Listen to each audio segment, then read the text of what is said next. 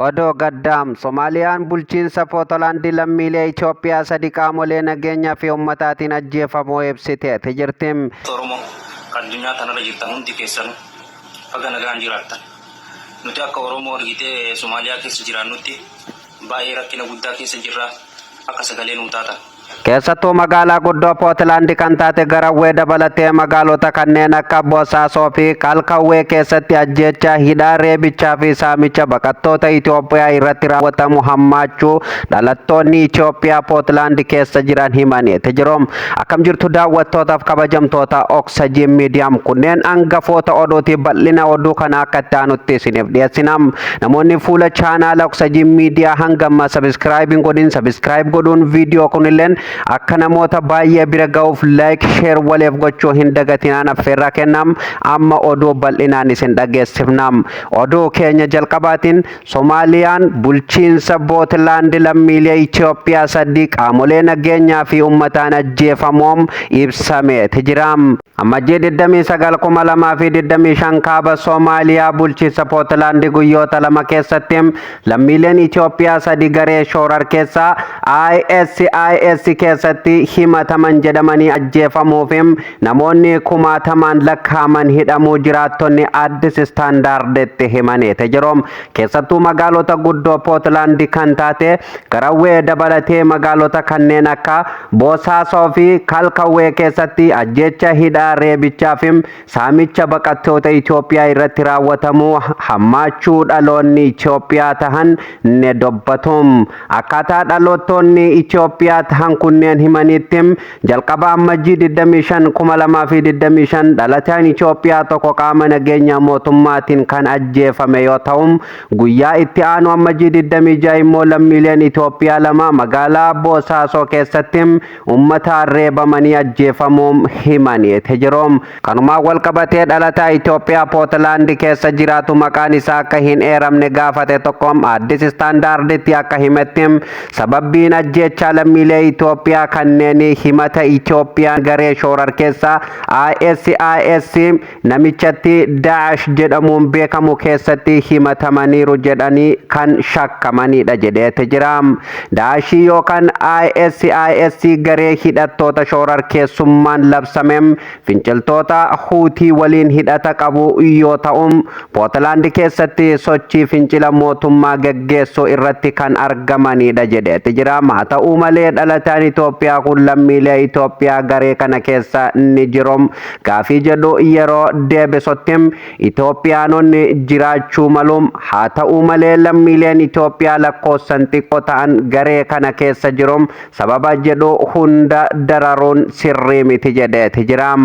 Humnoonni nageenya mootummaa bulchiinsa Puuntlaandii lammiilee Itoophiyaa kumaatamaan lakkaa'aman mana hidhaatti galchaa akka jirus jiraatan kunne dubbatam. Magaalaa Garawwee keessatti qofam Itoophiyaanonni 500 ol ta'an qaama mootummaa mana hidhaatti ugguramanii jiru jedheeti jira.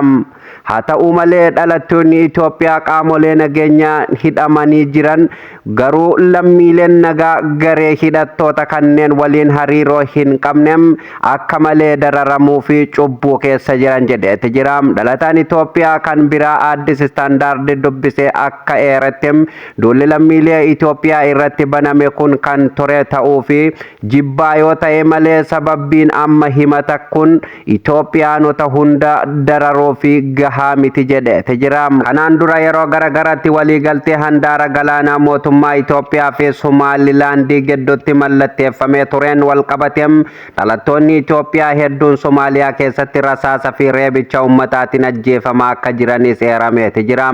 Miseensonni humna nageenyaa akka milishaa fi poolisii haleellaa kana keessatti harka akka qaban dhalataan kun ni eera. Uummanni Puuntlaandii jibbaa irraa kan ka'e lammiilee Itoophiyaa biyyaa fi lafa gadhiisanii akka bahan doorsisaa turuu eeruun rakkoon kun kan ture ta'uu himeeti jira. Dhalataan Itoophiyaa Soomaaliyaa keessa jiraatu maqaan isaa akka hin eeramne barbaadu kun itti dabaluun Soomaalonni jibbummaa dhaloota Itoophiyaa irraa qabaniif malee rakkoo amma dhiyeessan kanaan kan wal qabatu miti jechuun yakkoonni akka dararri, doorsisa, ajjeechaa fi qabeenya saamuu kanaan duras raawwatamaa turuu jiraatan kun ni dubbatam. Baqattoonni Itoophiyaa bulchiinsa Puuntlaandii keessa jiraatan rakkoo akkasii yeroo isaan mudatu kun kan jalqabaati miti jedheeti jira.